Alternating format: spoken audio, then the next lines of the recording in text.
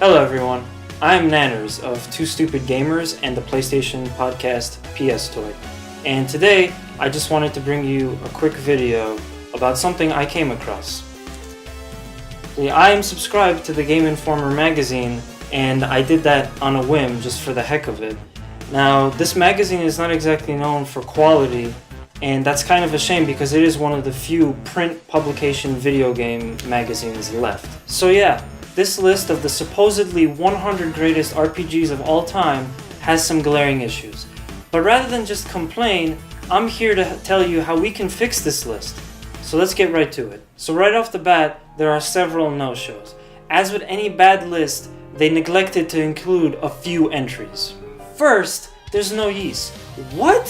Seriously, Game Informer? Come on. Not the originals, not even the remakes? You could only piss me off more if somehow Pokemon Go made it into this list. This is one of my favorite JRPGs of all time. If it were up to me, it would be in the top 5. So with tons of games across retro and current gen gaming consoles, PC and mobile gaming and portable gaming options, it's a wonder not a single one made the list. Utterly unacceptable. Other notable no-shows include Parasite Eve, Wild Arms, Breath of Fire, God Eater, Harvest Moon series, Rune Factory, Fantasy Life, or Muramasa.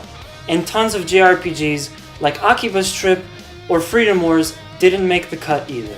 And there were also some neat indie games that could have totally been on the list but didn't make it. Severed had great RPG elements and won tons of game awards. Salt and Sanctuary and Rainbow Moon were also great but did not make the cut. So instead of all those choices, what do we get? Let's take a peek inside. On the very first page, we see tons of games that should be higher. The World Ends With You, Golden Sun, Panzer Dragoon, Tales of Symphonia. And on the next page, there are a whole new set of problems. Does Horizon Zero Dawn really need to be on this list? I honestly think it's just taking up space that any of one of those games I listed before could have filled with more purpose and deservingness.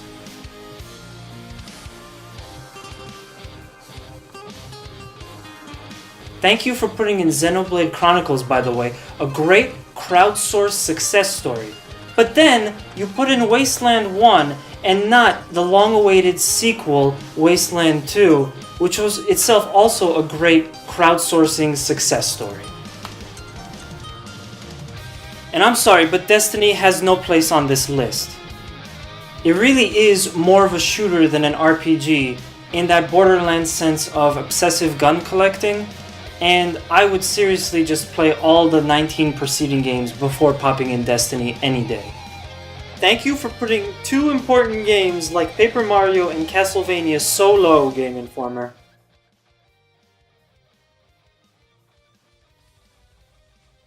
And Valkyria Chronicles is way too low at number 63. That game was a perfect blend of anime and video games, and yet it had a surprisingly refreshing gameplay style. And as such, it should be rewarded for getting a cult following even with Western audiences with a higher spot on a best RPG list. So let's fix that, huh? And on the next page, they have Oblivion at number 52, which is probably actually a good spot for that, considering that Morrowind is much higher. Also, I'm not the biggest fan of Pokemon, so don't hate me for saying this, but when you only have 100 spots for every RPG game across every platform, maybe it isn't so necessary to include Pokemon Gold and Silver and Red and Blue on your list. It's selfishly taking up an extra slot for very similar games in my opinion. My next gripe is that they went with Legend of Zelda Breath of the Wild, and this gets me for two reasons. If they're going to have to stretch what qualifies as an RPG, can't we just go with the old school Zelda, which still vaguely resembled an RPG game in the old school sense? Or, better yet, just not include Zelda to begin with.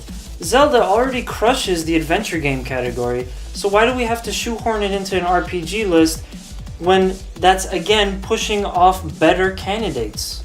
And secondly, isn't it a little bit early to be putting Breath of the Wild on a greatest of all time list? Unfortunately, it won't be the last time I say it in this video, but give it a little time before you declare it worthy of top half status, above the likes of Persona 3, Star Ocean, Valkyria Chronicles, Darkest Dungeon, Castlevania, Paper Mario, Wasteland, Xenoblade, Tales of Symphonia, Bastion, and Golden Sun. Like, it's a better RPG than all of those? No. Oh, and we don't need every Mass Effect game in a list like this.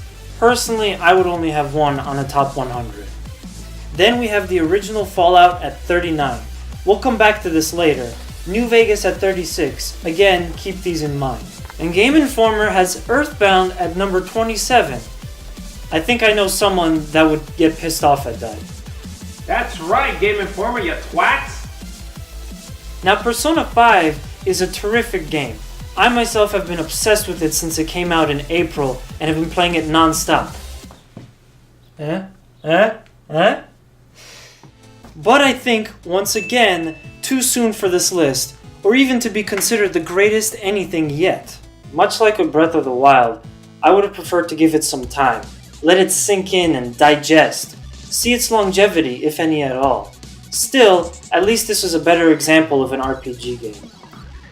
When it comes to Final Fantasy VII, instead of 8 or 9, which are actually not on the list at all, they're absent entirely, there are worse game sins here.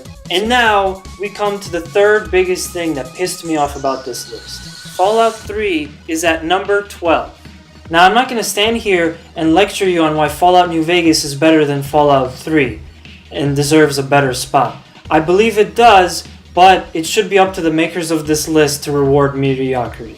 That being said, placing it a whole 24 spots higher than Fallout New Vegas suggests that it far surpasses its sequel. As if playing Fallout New Vegas after you spent some time in Fallout 3 feels cumbersome and archaic, like it's a huge step backwards. For that reason, I believe it should be far closer to New Vegas. But anyway, at least Fallout 4 isn't anywhere on this list. That would just be insult to injury. Does World of Warcraft really need to be here or be this high? I get it's popular and important, but a 6 it is not. More like 76th in my book. And finally, we have the majestic Game Informer Top 5 RPGs of all time. Are you ready for it? Number 5, Witcher 3. That one's okay. Number 4, Mass Effect 2. Again, both too high and totally unnecessary. 2 Mass Effect games on this list is plenty. Number 3, Chrono Trigger. Number 2, Final Fantasy VI. Both good, albeit safe and totally inoffensive choices. And number 1 is Skyrim?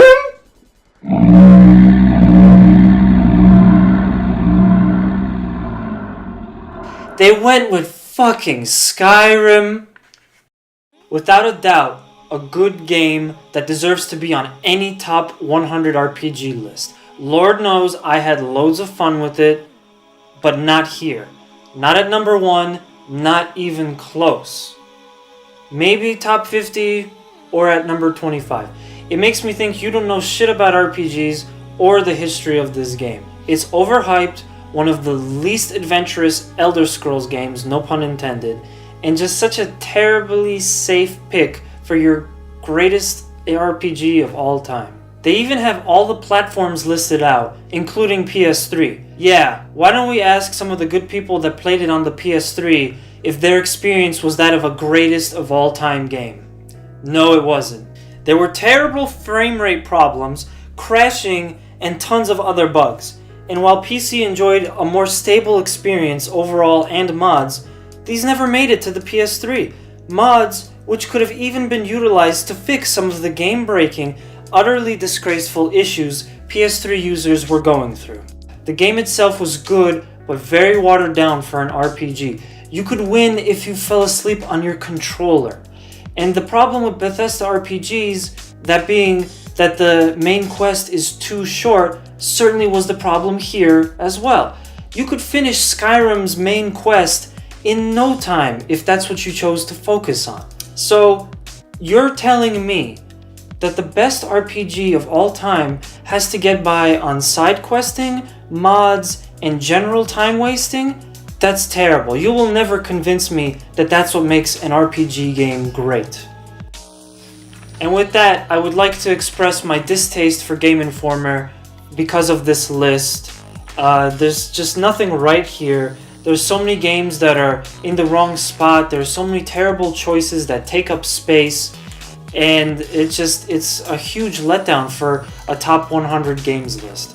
And I'm thankful for the opportunity to show you what's wrong with this list here today. I'd also like to thank my buddy Hans behind the camera for putting up with my shit, for dealing with me today. And I'd like to thank you for supporting us. Make sure to like the video if you enjoyed it, comment, subscribe, and tell us in the comments if we missed anything. So the way we're going to close out the video now is we'll have Game Informer's top 100 RPGs side by side with our top 100 fixed list. So thank you and enjoy.